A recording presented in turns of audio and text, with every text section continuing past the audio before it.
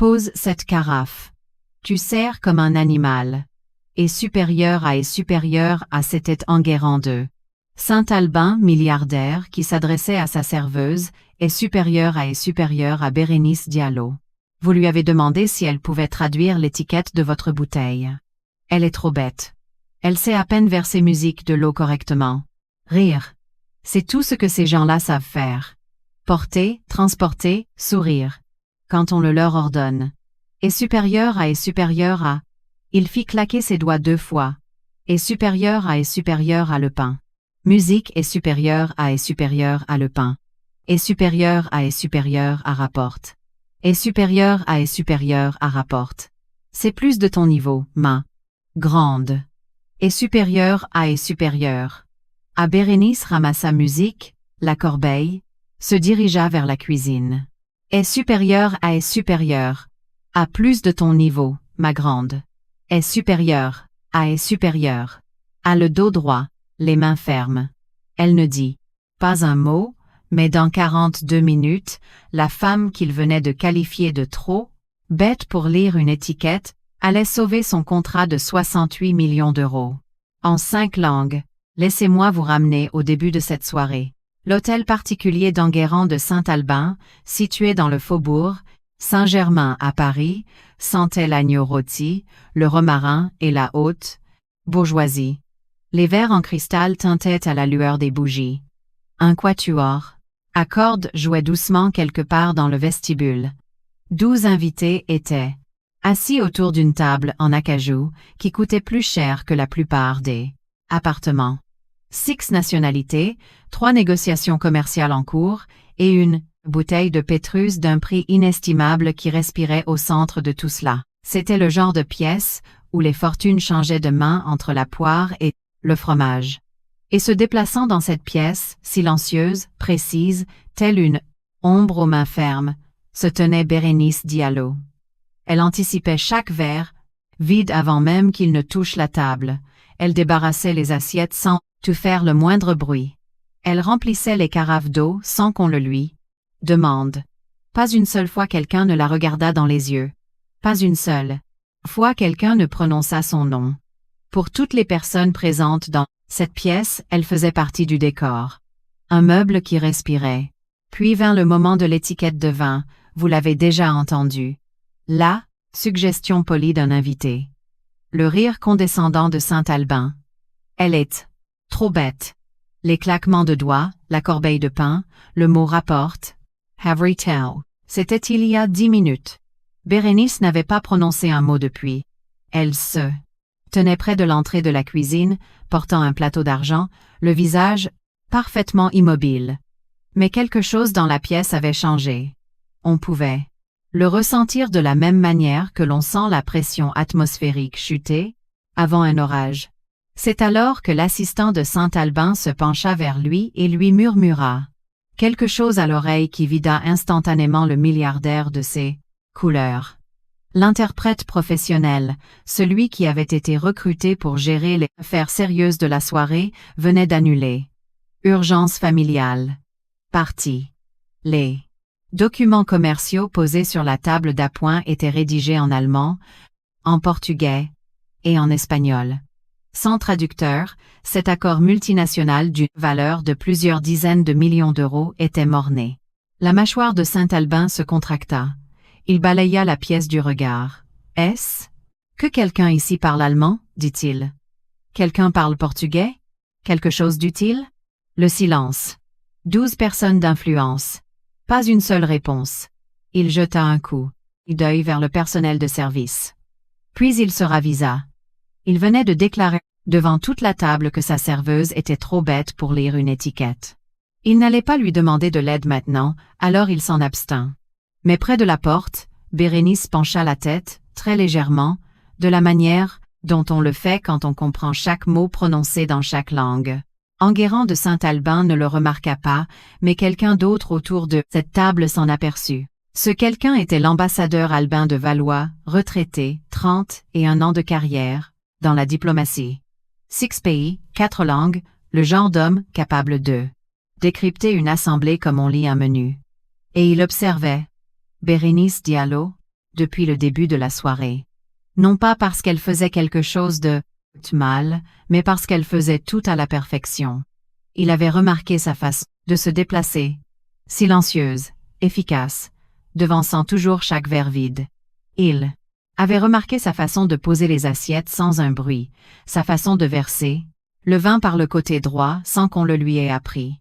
Ce n'était pas de la formation, c'était de l'instinct, mais ce qui avait réellement attiré son attention s'était produit au moment où Saint-Albin avait prononcé ces mots. Elle est trop bête. Tous les serveurs de la pièce avaient tressailli. Absolument tous, sauf Bérénice. Sa mâchoire s'était crispée, à peine. Mais ses mains étaient restées d'un calme absolu. La carafe n'avait pas bougé d'un millimètre. L'eau n'avait pas frémi. Valois avait passé 3 décennies assis en face de diplomates, de généraux, de chefs d'État. Il savait à quoi ressemblait la maîtrise de soi, et cette femme, tenant la carafe d'eau, en avait plus à elle seule que la moitié des personnes assises à cette table. Puis il avait remarqué autre chose. Lorsque l'un des convives s'était exprimé en italien plutôt, d'un ton rapide, idiomatique, familier, les lèvres de Bérénice avaient bougé imperceptiblement, comme si elle traduisait dans sa tête sans vouloir. Lorsque l'un des industriels allemands avait feuilleté les documents commerciaux sur la table d'appoint, ses yeux avaient suivi chaque page. L'ambassadeur Valois posa sa serviette. « Bérénice, dit-il. » La tablée y prêta à peine attention, mais Bérénice se tourna vers lui, car Albin de Valois venait de faire ce que personne d'autre n'avait daigné faire de toute la soirée. Il avait utilisé son prénom. « Auriez-vous l'obligeance de m'apporter la carte des vins?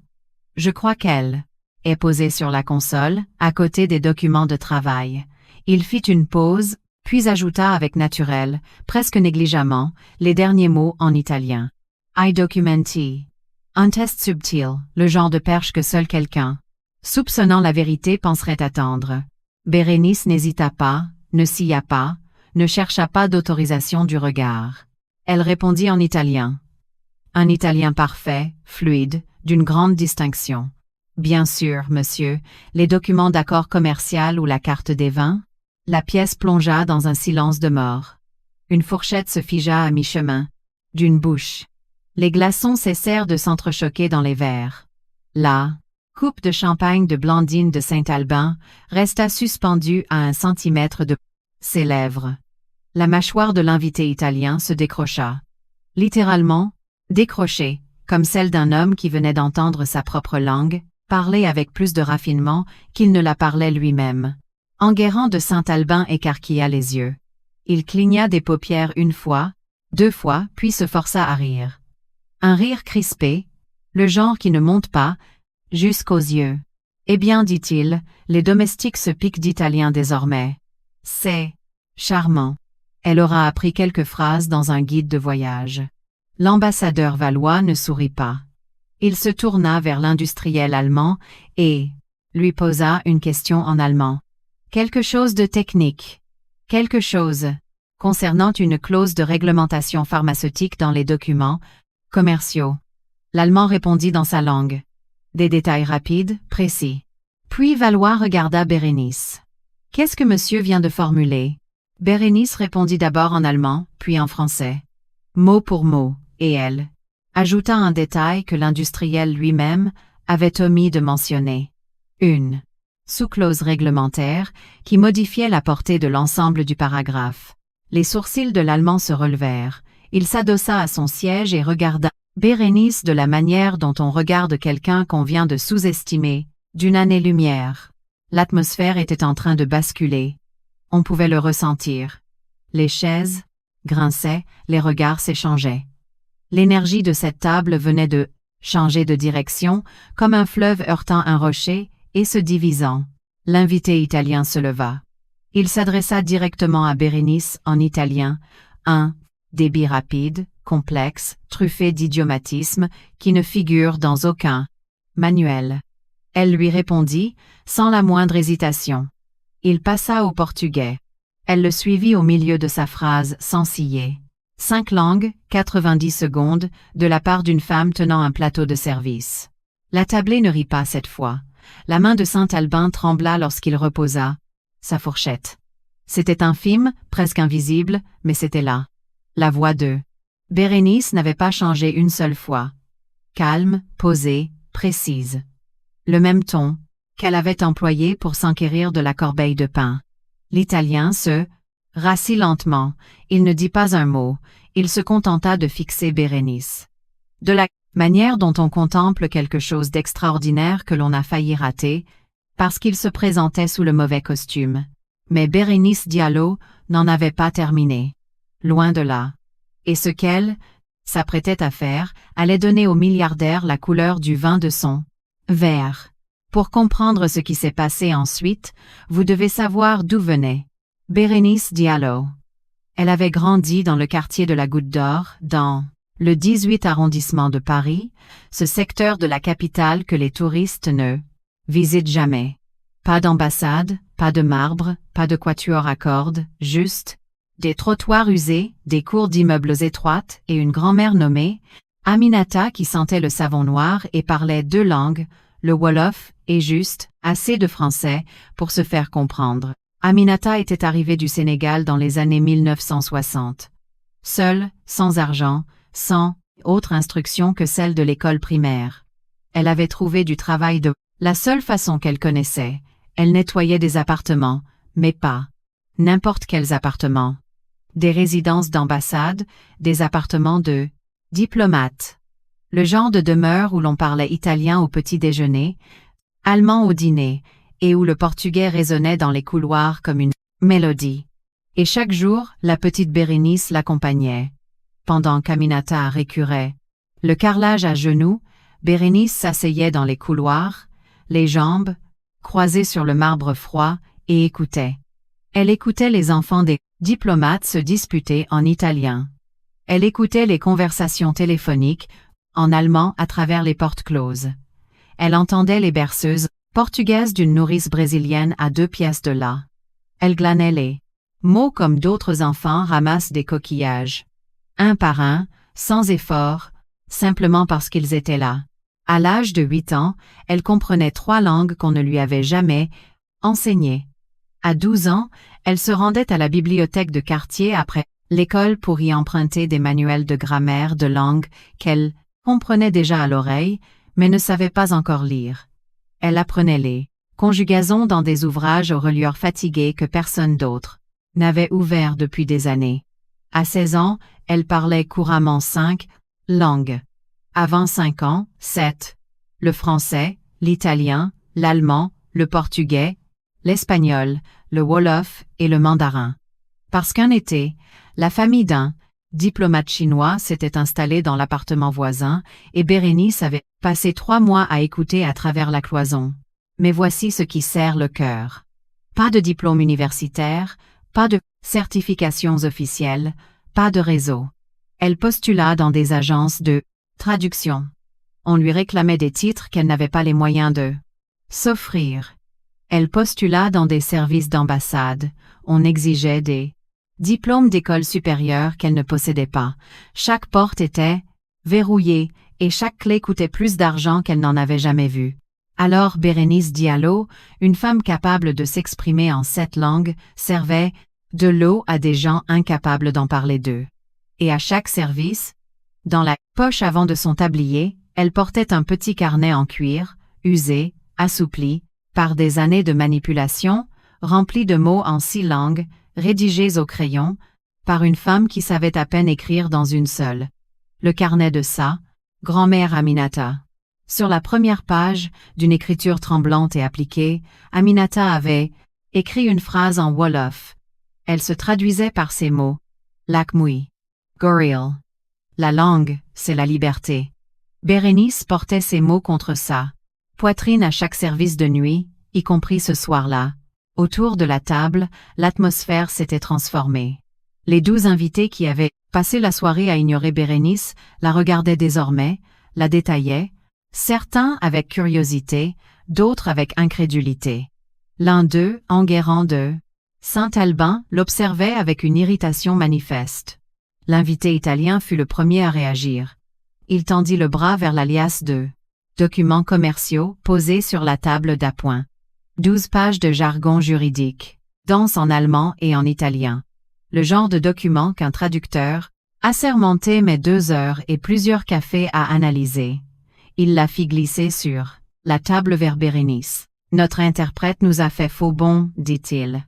Auriez-vous l'obligeance d'y jeter un coup d'œil? Même un simple résumé nous serait d'une grande aide.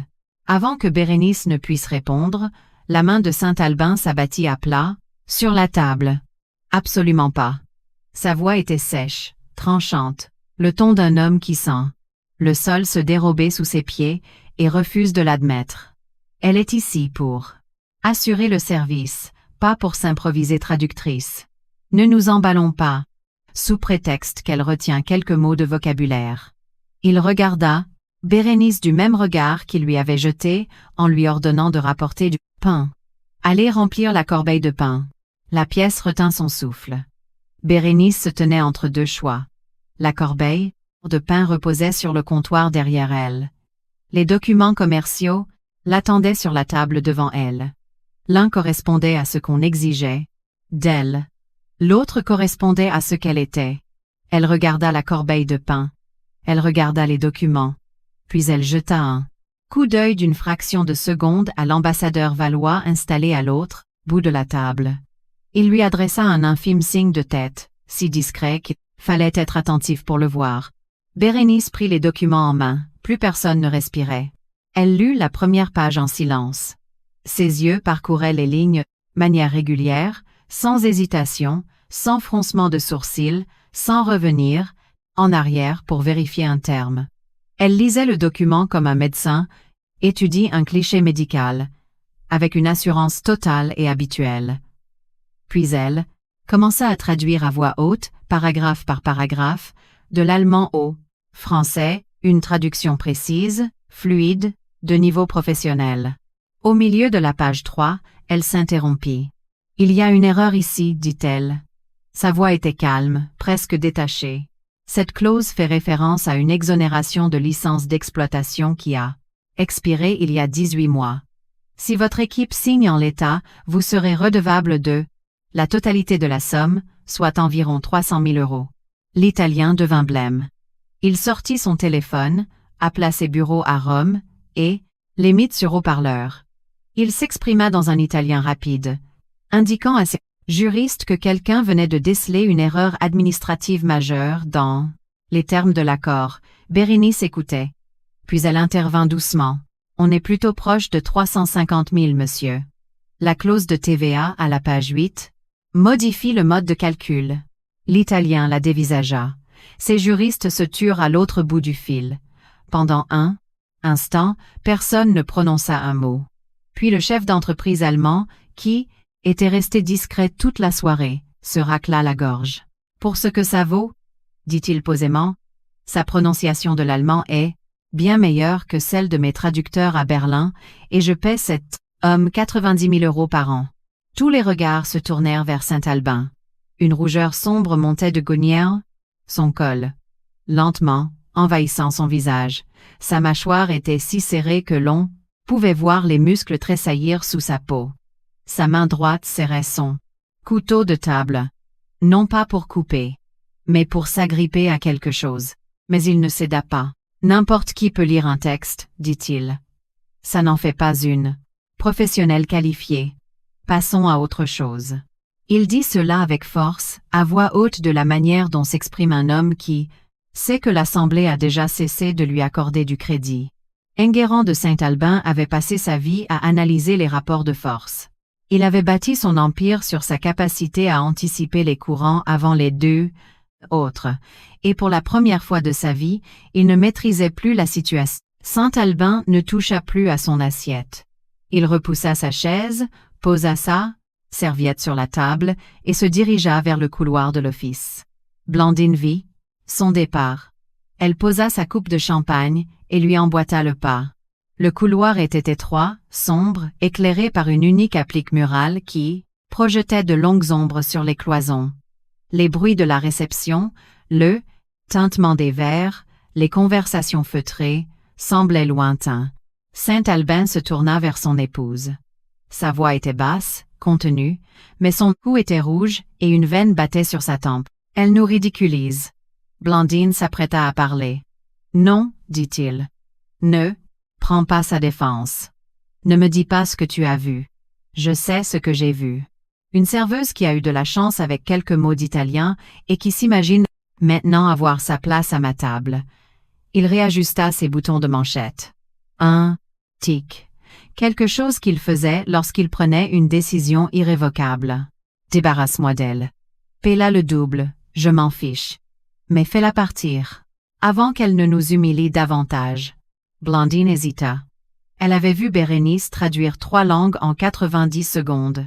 Elle avait vu l'invité italien, un homme habitué à négocier des accords d'envergure internationale, se rasseoir en silence après avoir entendu cette femme s'exprimer. Elle avait entendu l'allemand la comparer à son traducteur, à 90 000 €. Mais Blandine de Saint-Hilaire était mariée à Enguerrand depuis 22 ans. Elle savait ce que coûtait la contestation dans cette maison. Elle hocha la tête.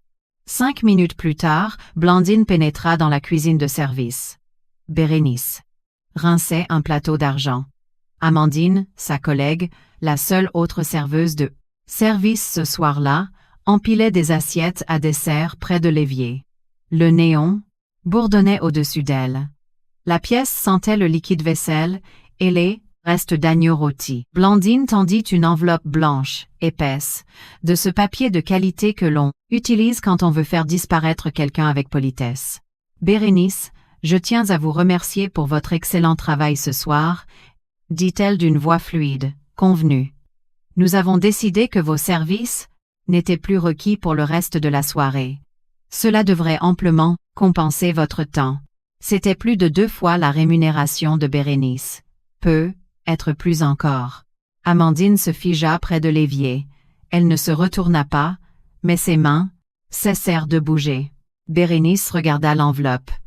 Elle ne tendit pas la main pour la prendre. Il te paie pour partir parce que tu es trop intelligente, murmura Amandine, toujours de dos. Tu as compris ça, n'est-ce pas? Bérénice avait compris. Elle le comprenait comme elle comprenait tout le reste. En silence, entièrement, dans une langue que personne ne lui avait enseignée. L'enveloppe reposait sur le plan de travail en inox, blanche sur l'acier. La décision de la raison était évidente, prendre l'argent, rentrer chez elle. Son loyer était dû dans 5 jours. La boîte de vitesse de sa vieille voiture craquait à chaque fois qu'elle passait la seconde. Elle avait plus besoin de cet argent que d'une démonstration de fierté. Sa main se dirigea vers la poche de son tablier, non pas vers l'enveloppe, mais vers son carnet. Le carnet de sa grand-mère Aminata. Le petit cuir usé, réchauffé par son corps. Les pages étaient douces et usées par les années. Remplies de mots en 6 langues écrits au crayon par une femme qui n'avait jamais fini l'école primaire. Sur la première page, d'une écriture tremblante, Quatre mots. Luck moi horil. Les doigts de Bérénice effleurèrent ces mots à travers le tissu, une fraction de seconde, de la manière dont on touche une relique sans avoir besoin de la voir. Puis elle regarda Blandine de Saint-Albin. « Je vous remercie pour cette attention, madame, dit-elle, mais je préfère terminer mon service. » Elle ne dit pas cela avec colère. Elle ne dit pas cela avec défi. Elle s'exprima, de la voix de quelqu'un qui a fait la paix, avec une décision qui pourrait lui coûter cher. Blandine la dévisagea, puis reprit l'enveloppe et sortit de la pièce, sans un mot de plus. Amandine expira l'air qu'elle retenait depuis 30 secondes. Et c'est alors qu'on sonna à la porte. Et tout bascula. La porte d'entrée s'ouvrit et l'imprévu s'invita. 3 personnes se tenaient sur les marches de l'hôtel particulier. 2 hommes en costume froissé, une femme en tailleur bleu marine, arborant un insigne aux couleurs du Brésil au revers de sa veste. Il portait des mallettes, parlait de manière animée et semblait désorienté. La délégation culturelle brésilienne, arrivée avec 3 heures d'avance sur l'horaire prévu le lendemain matin, épuisée par le décalage horaire et ne s'exprimant qu'en portugais. L'assistant de Saint-Albin, qui avait géré les plans de table toute la soirée, resta figé devant la porte. Il ne parlait pas portugais. Il ne parlait pas. espagnol. Il osait à peine parler assez fort pour dominer le son du quatuor à Coargis. Dit-il. Bienvenue. Parlez-vous français? Gabriela Montenegro, la responsable de la délégation, le dévisagea, puis regarda. Au-delà de lui dans l'entrée de cette demeure, remplie de personnes aisées et d'influence, dont aucune n'avait daigné s'approcher de la porte. Son expression passa de la fatigue à l'offense en l'espace de 2 secondes.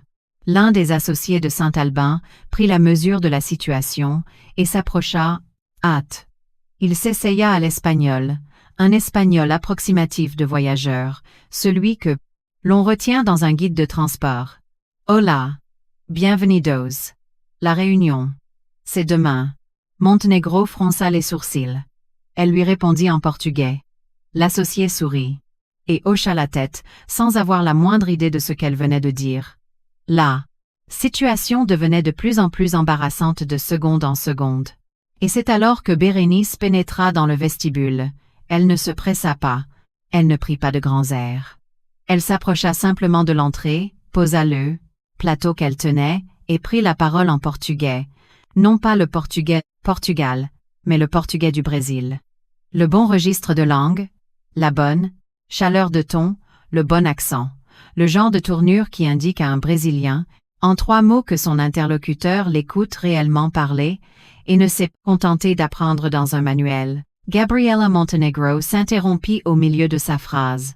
Ses yeux s'écarquillèrent. Puis tout son visage s'éclaira. La tension quitta ses épaules. Elle saisit les mains de Bérénice dans les siennes et s'exprima avec un débit rapide, libérant son soulagement comme l'eau franchissant une digue. Bérénice l'écouta, hocha la tête, lui répondit, puis se tourna vers la pièce et traduisit posément, avec clarté, l'intégralité des propos de Montenegro, la confusion dans les plannings, l'arrivée anticipée de leur vol, le problème de Burr, réservation de leur hôtel, et l'inquiétude que les hôtes ne soient pas prêts pour la séance de travail. Puis elle se tourna vers l'italien et lui traduisit les propos en italien, car l'italien avait un projet d'accord distinct avec le Brésil qui dépendait des décisions de cette délégation. Puis elle se tourna vers l'allemand et lui traduisit les termes en allemand, car l'entreprise de l'allemand avait un projet d'accord en cours à São Paulo et nécessitait l'approbation de Montenegro. 5 langues, 3 échanges croisés, une femme en blouse de service au milieu, do vestibule. En l'espace de 20 minutes, Bérénice avait géré les présentations d'usage, levé 3 malentendus, qui parasitaient discrètement les discussions depuis des semaines, et fait éprouver à Gabriela Montenegro un sentiment qu'elle formula à voix haute devant toute l'assemblée. Le respect. L'ironie était si forte qu'elle en était palpable, le respect dont Montenegro créditait. Cette maison de Saint Cloud avait été entièrement édifiée par la femme, que le maître des lieux avait tenté de congédier 30 minutes plus tôt. La femme, qu'il avait qualifiée de trop bête. La femme à qui il avait ordonné de lui rapporter du pain. L'associé de Saint-Albin se pencha vers lui et lui dit à voix basse. « Enguerrand, où as-tu déniché cette femme? C'est la personne la plus remarquable de toute cette assemblée. » Saint-Albin ne répondit pas. Il prit son verre de scotch, but une longue gorgée, et le reposa. Son verre était presque vide. Mais l'épreuve ultime, celle qui allait sceller le sort de la soirée, se dessinait à l'horizon. L'ambassadeur Albin de Valois repoussa sa chaise et se leva. Il n'en fallut pas. Plus pour que la pièce entière fasse silence. Il existe une forme d'autorité que l'argent ne peut acheter. On ne peut tenter Creeplide. Hériter.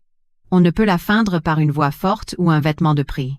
Elle provient de décennies passées dans des salons diplomatiques où le mauvais mot déclenche un conflit et le mot juste l'évite. Albin de Valois était dépositaire de cette autorité. 31 ans de carrière diplomatique, 6 pays, 4 langues. Il Pronsken s'était entretenu avec des présidents, des généraux et des dirigeants d'envergure. Il avait négocié des traités d'importance. Quand Albin de Valois se levait, on l'écoutait. Non pas par obligation, mais parce qu'on savait que ses paroles porteraient. Il regarda l'assemblée lentement, croisant le regard de chaque invité, l'italien, l'allemand, Monténégro, l'associé, Blandine, et enfin Enguerrand II. Saint-Albin. Puis il prit la parole. J'ai passé toute ma vie professionnelle dans des salons semblables à celui-ci, dit-il. Des salons remplis de personnes brillantes, de vins d'exception, de projets d'accords qui orientent les économies. J'ai observé des gouvernements négocier. J'ai vu des interprètes orienter l'issue de traités historiques. J'ai côtoyé les meilleurs linguistes que notre diplomatie ait jamais formés. Il fit une pause, laissant le silence s'installer. Et je tiens à vous dire que ce dont j'ai été témoin ce soir de la part de cette jeune femme figure parmi les mens, plus remarquable démonstration d'intelligence linguistique qu'il m'ait été donné d'observer en 31 ans de carrière, dans n'importe quel pays, dans n'importe quelle langue. La pièce ne fit aucun bruit. Valois se tourna vers Bérénice. Elle se tenait près du buffet, les mains jointes sur son tablier, toujours en tenue, toujours en service. Vous ne vous contentez pas de traduire des mots, lui dit-il. Vous en restituez le sens profond. Vous transportez le contexte d'une langue à l'autre, d'une manière que la plupart des professionnels peinent à maîtriser sur de longs textes. C'est un don qui ne s'apprend pas. C'est une expérience vécue.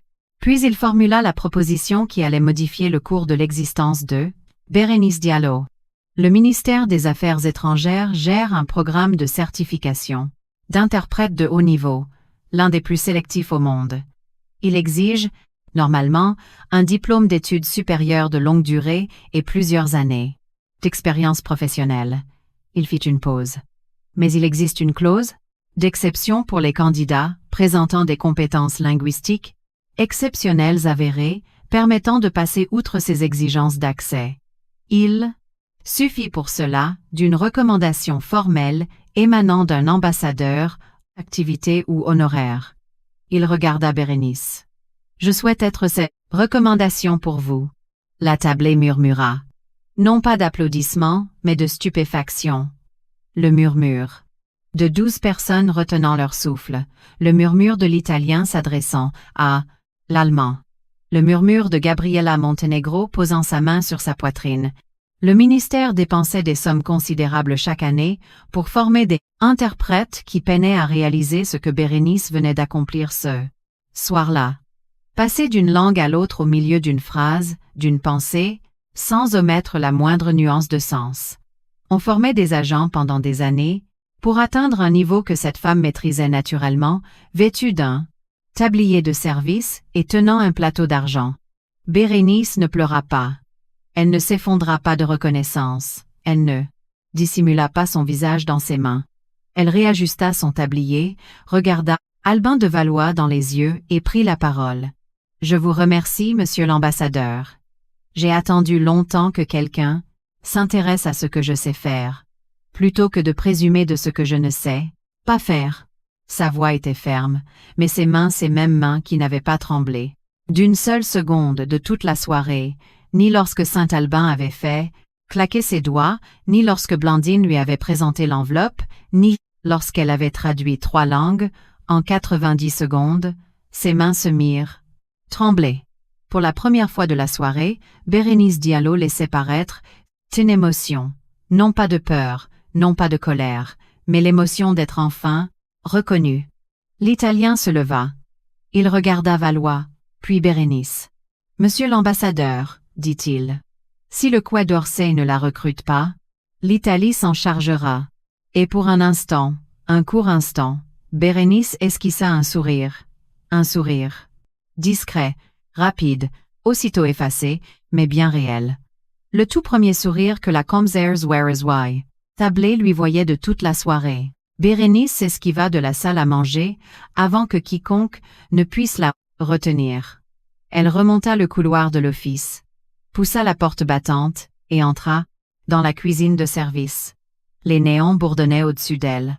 La machine, à laver le vaisselle, vrombissait dans le coin de la pièce. Elle s'arrêta devant le plan de travail, posa ses 2 mains à plat sur l'inox, et se laissa enfin respirer. Amandine se tenait près de l'évier, un torchon de cuisine à la main. « Ta grand-mère, dit doucement Amandine, serait si fière de toi en ce Moment. Bérénice secoua la tête. Un léger rire lui échappant. Son tout premier rire de la soirée.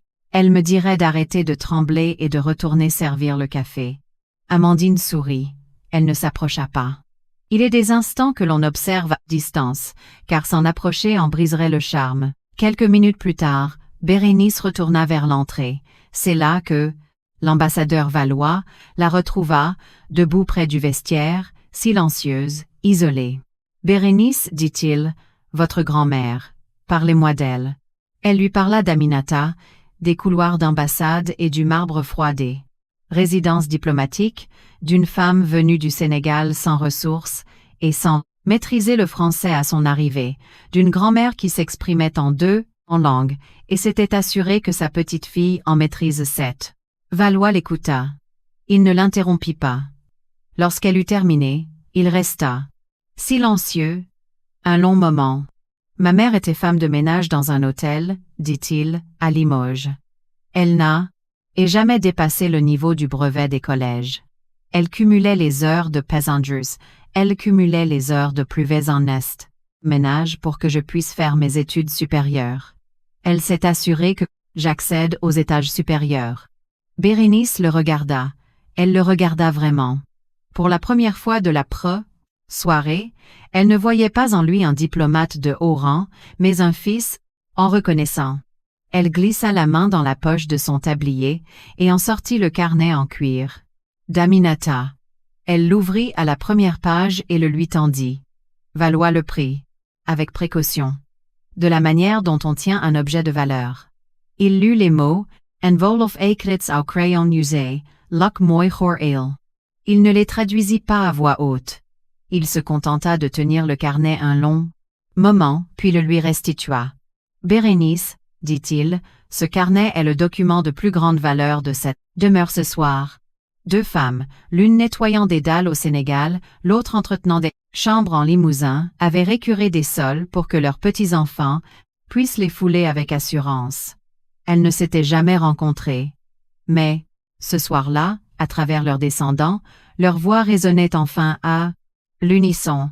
Et c'est alors que depuis la salle à manger, la voix de Saint-Albin s'éleva, vive et colérique. Quelque chose venait de tourner horriblement mal. Bérénice retourna dans la salle à manger, et elle comprit instantanément. Quelque chose s'était rompu. Saint-Albin se tenait debout en bout de table, le téléphone collé à l'oreille, le visage livide. Blandine se tenait à ses côtés, lui serrant le bras. L'Italien était debout, s'exprimant avec véhémence en italien, avec un correspondant sur haut-parleur. L'Allemand parcourait une liasse de contrats en secouant la tête. Gabriela Montenegro avait déjà enfilé son manteau.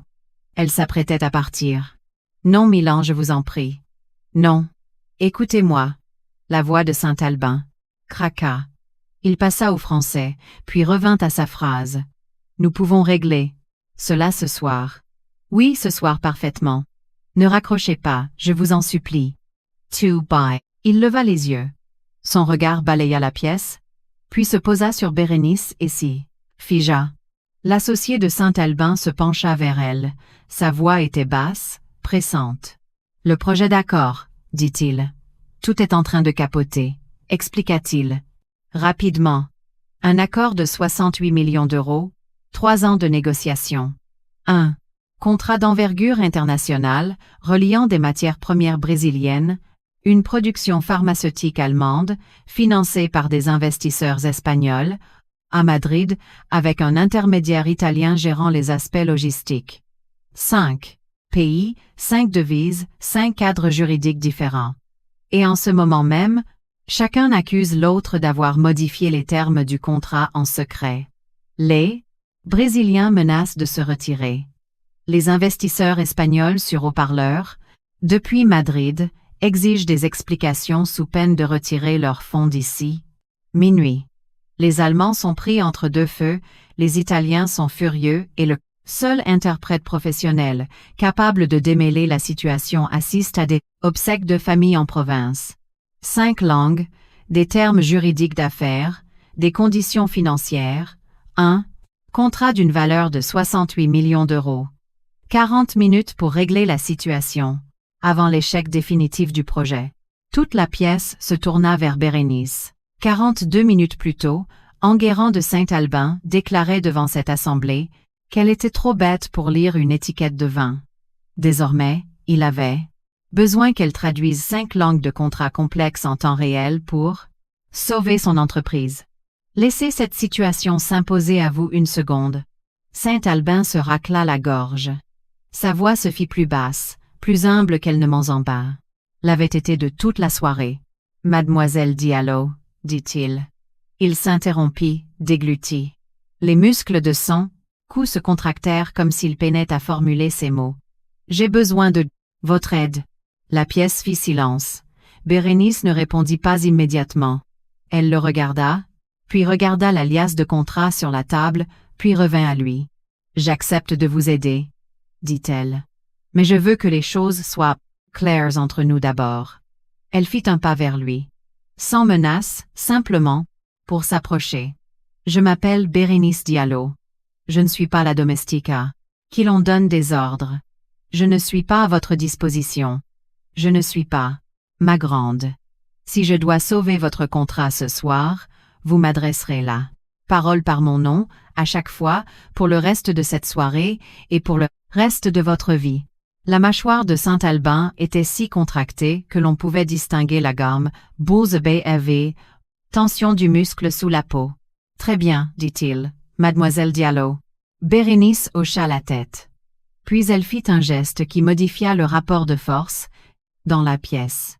Elle s'assit à la table, sur une chaise vacillante aux côtés de Benz, l'ambassadeur valois. Pour la première fois de la soirée, elle n'était plus debout en retrait de la table. Elle y siégeait. Elle glissa la main dans la poche de son tablier, en sortit ses lunettes de lecture. Des montures noires. Simples, sans fioritures. Elle les déplia d'un geste précis et les chaussa. Puis elle se mit à la tâche. Mettez Madrid sur haut-parleur, ordonna-t-elle, et passez-moi le contrat. In Portuguese d'abord. La tablée s'exécuta. Ce qui suivit, tant d'une virtuosité qui n'avait pourtant rien de magique. Elle étudia le contrat en portugais en silence pendant 90 secondes. Puis elle releva la tête. Voici la difficulté, dit-elle. À la page 4, clause 11, le terme portugais est compromisso. Votre traducteur l'a rendu en français par compromis. Mais, dans le droit commercial brésilien, compromisso désigne un engagement, une obligation contraignante, et non une concession ou un arrangement. Elle se tourna vers Gabriela Montenegro. Votre équipe a pris connaissance de la version française et y a vu le terme compromis. Ils en ont déduit qu'on leur demandait de renoncer à des droits. C'est la raison de votre départ. Montenegro se figea. Puis, lentement, avec application, elle hocha la tête. Oui, dit-elle. C'est exactement cela. Toute la discorde, 3 heures de tension, un départ précipité, un accord sur le point de capoter, reposait sur une seule erreur d'interprétation d'un mot. Bérénice se tourna vers le haut-parleur. Madrid, vous m'entendez? Une voix espagnole grésilla en réponse. Si adelante. Bérénice poursuivit en espagnol, un espagnol fluide clair d'affaires. Elle détailla l'erreur de traduction. Elle leur présenta les termes rectifiés. La voix à l'autre bout du fil s'apaisa, se fit plus discrète, puis fit silence un long moment. Et concernant la clause 14, s'enquit le correspondant de Madrid. Bérénice tourna les pages, balaya le texte du regard. Ses yeux parcouraient les lignes comme on déchiffre une carte familière. La clause 14 ne pose pas de difficulté pour vos services, dit-elle. Les termes en espagnol sont exacts, mais la version allemande a introduit une ambiguïté. Le terme Forderung peut désigner une créance ou une obligation selon le contexte juridique. Vos services y ont vu une notion de passif, alors que, dans la version originale en espagnol, il s'agit clairement d'une obligation d'exécution. Elle se tourna vers le chef d'entreprise allemand. Monsieur Brecht, pouvez-vous confirmer? Brecht examina le texte allemand. Ses yeux s'écarquillèrent. Elle a raison, dit-il. C'est encore plus précis en allemand qu'en français. Elle a tout à fait raison. L'erreur est là. En une seule démonstration, Bérénice était passée du portugais à l'espagnol, au français et à l'allemand, ramenant les 4 parties à une entente commune. Elle poursuivit sa lecture. Elle décela une erreur secondaire dans l'avenue en italien que l'intermédiaire lui-même n'avait pas remarqué. Elle releva une incohérence entre les versions portugaises et espagnoles du calendrier des versements qui aurait coûté 900 000 € de pertes aux Brésiliens sur 5 ans. Elle reformula 3 paragraphes sur le champ, s'exprimant avec assez de méthode, pour que Blandine de Saint-Albin prenne des notes de manière fluide et claire. Pour l'ensemble des convives, 40 minutes plus tard, elle posa son stylo. « Voilà qui devrait convenir », conclut-elle.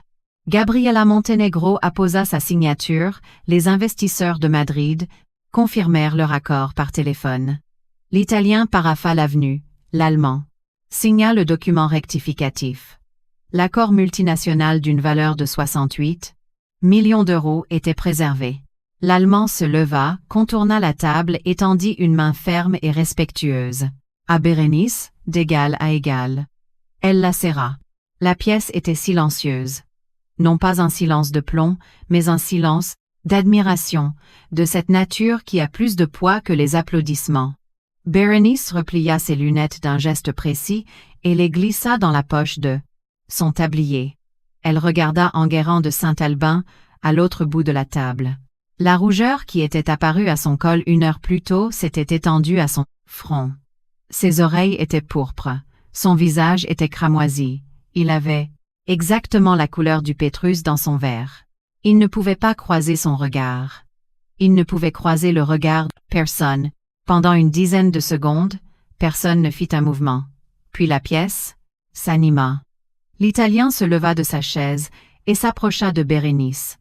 Il s'inclina légèrement et lui baisa les 2 joues. À la manière classique, formelle. Un geste de considération réservé aux collègues d'importance, non au personnel de service. « Mademoiselle Diallo, dit-il, ce fut un honneur. » Gabriela Montenegro s'approcha à son tour et serra Bérénice dans ses bras, la retenant un long moment. Lorsqu'elle s'écarta, ses yeux brillaient. « Vous n'avez pas idée, murmura-t-elle en portugais, de ce que vous venez d'accomplir pour nous ce soir. » Bérénice lui répondit dans sa langue, des mots murmurés, pour elle seule. L'Allemand leva son verre de vin. La pièce fit silence. À Bérénice Diallo, dit-il, son accent allemand, enveloppant son nom comme un hommage, la plus remarquable interprète avec laquelle il m'ait été donné de collaborer, et j'en ai connu beaucoup. 12 verres se levèrent autour de la table. 12 verres qui avaient tenté toute la soirée pour des affaires, des flatteries et des formules de convenance. Désormais, ils se levaient pour elle. Chaque verre, sauf un. Le verre d'Enguerrand de Saint-Albin resta posé sur la table. Sa main reposait à côté, à plat. Il ne leva pas les yeux. L'associé de Saint-Albin se leva. Il s'approcha de Bérénice, plongea la main dans sa veste et en sortit sa carte de visite.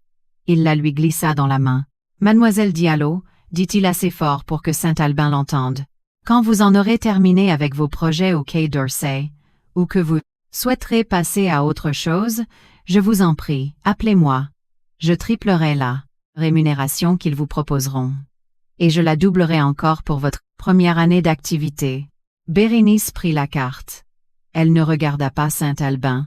Elle n'en avait pas besoin. Gabriela Montenegro prit la parole. Le ministère des Affaires étrangères brésilien dispose d'un comité d'interprètes officiels. Je transmettrai votre nom dès lundi matin. Le ministre est un ami proche. Une place vous y attend si vous le souhaitez. L'Italien s'était déjà remis en communication avec son siège à Rome, mais cette fois sa voix n'avait rien d'inquiet. Elle était assurée. « Oui, disait-il en italien au téléphone, notez bien ce nom. Bérénice Diallo, D-I-A-L-L-O, il l'inscrivait sur le registre des interprètes officiels de son groupe d'affaires ce soir-là, avant même que la soirée ne s'achève, avant même que l'encre des contrats ne soit sèche. Et d'une manière imperceptible, un changement s'était produit. Bérénice ne se tenait plus près du buffet. Elle ne se tenait plus près de l'accès de service. Elle siégeait en bout de table, à l'endroit même où Saint-Albin se tenait au début de la soirée, lorsqu'il avait fait claquer ses doigts, l'avait traité de bête et lui avait ordonné de lui rapporter du pain. Et Saint-Albin, lui, s'était installé en retrait, près de la cloison, en marge de l'assemblée, tenant un verre vide, à l'endroit exact où elle se tenait 3 heures auparavant. Personne n'avait orchestré ce déplacement. Personne ne lui avait demandé de bouger. Mais l'assemblée s'était réorganisée autour de son nouveau pôle de compétences. Et ce pôle n'était pas un milliardaire en costume de prix. C'était une femme en tablier de service. L'ambassadeur Valois s'approcha de Saint-Albin. Il n'éleva pas la voix, il ne fit aucun geste de la main.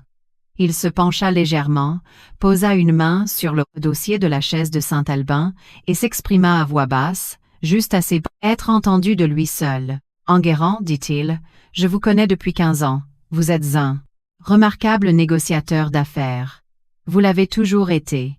Mais, ce soir, vous avez failli perdre un contrat de 68 millions d'euros simplement parce que vous étiez incapable d'imaginer que la personne portant ce tablier puisse en savoir plus que vous. » Il fit une pause. « Ce n'est pas de l'assurance, Enguerrand. C'est une faiblesse professionnelle. » Saint-Albin ne répondit pas. Il en était incapable. Sa main se serra sur le pied de son verre vide jusqu'à en avoir les jointures blanches. Valois se redressa, tapota doucement le dossier de la chaise et s'éloigna. Quelques minutes plus tard, Blandine de Saint-Albin s'approcha de Bérénice. L'épouse, la femme qui lui avait présenté une enveloppe de billets pour la faire partir discrètement. Ses mains étaient croisées devant elle. Ses yeux étaient rougis. « Bérénice, dit-elle, j'aurais dû intervenir lorsqu'il s'est adressé à vous. De la sorte. J'ai vu la scène.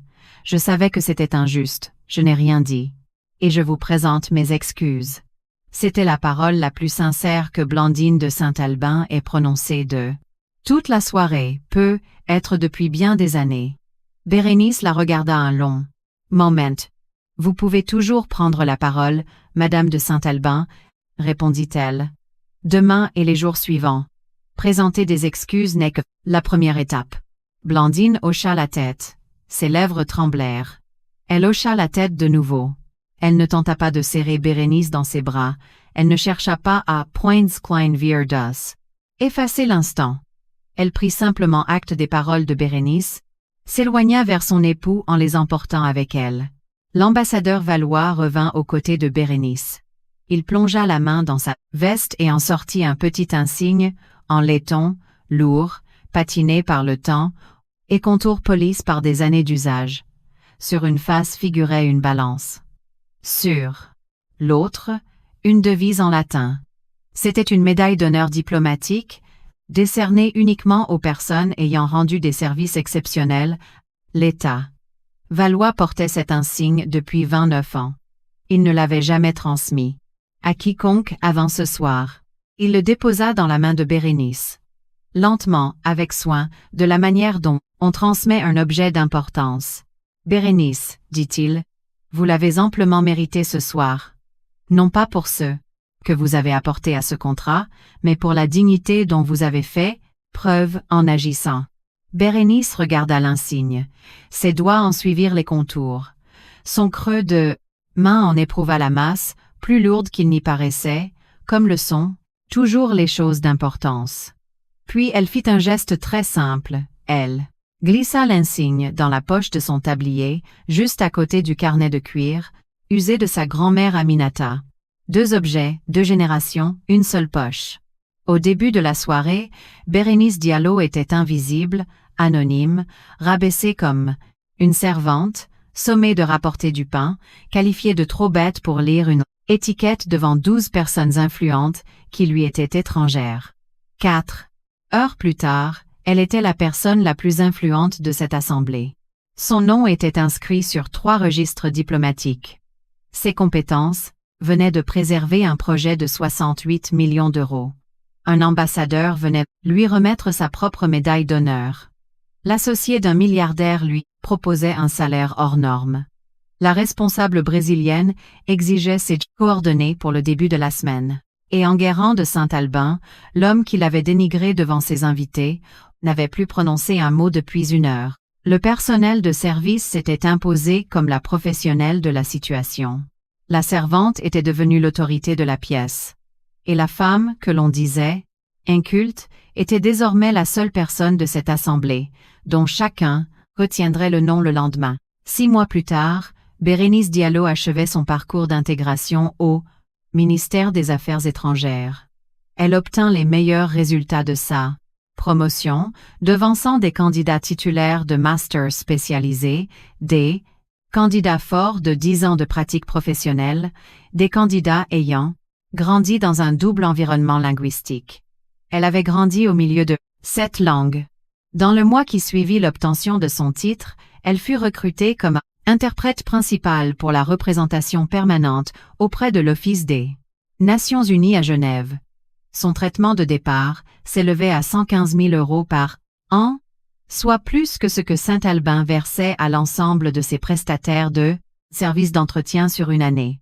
Gabriela Montenegro demanda personnellement la présence de Bérénice pour les Crisos Priprar, session de la délégation brésilienne lors des assemblées de l'ONU. À chaque session pendant 3 années consécutives. Philippe Rossi lui fit parvenir un présent. Il s'agissait d'un coffret en bois, renfermant un dictionnaire italien-français de collection, imprimé à Florence. 19e siècle. La reliure en cuir était patinée. Les pages exhalaient ce parfum, caractéristique des bibliothèques anciennes. À l'intérieur de la couverture, il avait rédigé une dédicace en italien. Un dictionnaire pour la femme qui n'a jamais eu besoin d'un dictionnaire. Et Enguerrand de Saint-Albin. L'histoire de cette réception se répandit dans les milieux diplomatiques de Paris, non comme une anecdote de salon, mais comme une mise en garde clinique. Le coût de la suffisance dans un environnement d'affaires internationales. Les partenaires d'affaires de Saint-Albin commençaient à exiger une clause nouvelle dans leurs accords de partenariat, une clause de validation des compétences des interprètes officiels, des parcours certifiés, des garanties de compétences professionnelles vérifiées par des organismes indépendants. Chaque clause faisait référence à l'incident de cette soirée. Chaque clause était un camouflet discret. Le conseil d'administration de son groupe prit une décision en coulisses, de manière professionnelle, sans communication publique, il fut écarté de ses fonctions opérationnelles de représentation internationale. Non pas révoqué, mais mis en retrait, réaffecté à des dossiers nationaux de moindre importance, réduit à un rôle secondaire. Il ne présenta jamais d'excuses publiques. Mais 6 mois après cette réception, Blandine de Saint-Albin rejoignit le comité d'une association qui propose des formations linguistiques gratuites pour les adultes en situation de précarité sociale. Elle y fit un don de 500 000 € sur ses fonds personnels. Elle assiste à chaque séance de travail. Tirez-en les conclusions que vous souhaitez. Bérénice conserve toujours le carnet d'Aminata. Elle conserve toujours l'insigne de l'ambassadeur Valois. Elle les garde dans la même poche. Elle les prend en main avant chaque mission de traduction. Elle les effleure avant chaque séance d'interprétation à l'ONU. 2 objets, 2 générations, une seule poche. Il existe des organisations qui s'emploient actuellement à lever les barrières de diplôme d'accès pour les certifications professionnelles d'excellence. Si le parcours de Bérénice vous a touché, intéressez-vous à leur projet, partagez ce récit, ou mieux encore, soyez l'Albin de Valois de quelqu'un dans votre quotidien professionnel aujourd'hui. Si vous avez déjà été la personne la plus compétente d'une assemblée qui refusait de vous accorder de la considération, partagez votre témoignage ci-dessous. Racontez-moi votre histoire. Je lis chaque contribution. Si ce récit vous a parlé, abonnez-vous. Car notre prochaine rencontre portera sur une personne au parcours comparable à celui de Bérénice. Et vous ne voudrez pas manquer l'instant où elle prendra enfin la parole. Partagez ce récit avec quelqu'un qui a besoin de l'entendre aujourd'hui. Quelqu'un qui a été sous-estimé, quelqu'un à qui l'on a dit qu'il n'avait pas les compétences requises. Parce que quelque part ce soir, une femme verse de l'eau à un homme qui la pense incapable de lire une étiquette et qui n'a aucune idée des langues qu'elle maîtrise. La langue la plus puissante au monde est celle qui dit « Je vous respecte ». Il la disait trop bête pour lire une étiquette de vin. 42 minutes plus tard, 5 langues s'exprimaient par sa bouche et un projet d'accord de 68 millions d'euros était préservé grâce à son intervention. Mais voici ce que je garde à l'esprit. Chaque convive à cette table disposait de titres, de diplômes reconnus. Bérénice n'avait rien de tout cela. Ce qu'elle possédait, c'était une compétence qu'aucune grande école ne dispense. Une vie d'écoute attentive dans des espaces où elle était traitée comme invisible. Elle a transformé cette invisibilité en la compétence clé qui a préservé l'accord de chacun. C'est l'enseignement que personne ne vous transmet. Être ignoré n'est pas seulement une épreuve, c'est une source d'information. Quand les gens vous ignorent, ils oublient que vous les observez. Ils oublient que vous apprenez d'eux. Ils oublient que la personne discrète dans son coin est celle qui perçoit la situation avec le plus de clarté. Bérénice a passé sa vie à être écartée, et chaque mise en retrait a aiguisé ses compétences. La société a tenté de la réduire à peu de choses, et au lieu de cela, elle s'est forgé des armes d'une efficacité redoutable pour s'imposer. Voici la réflexion que je souhaite vous soumettre ce soir.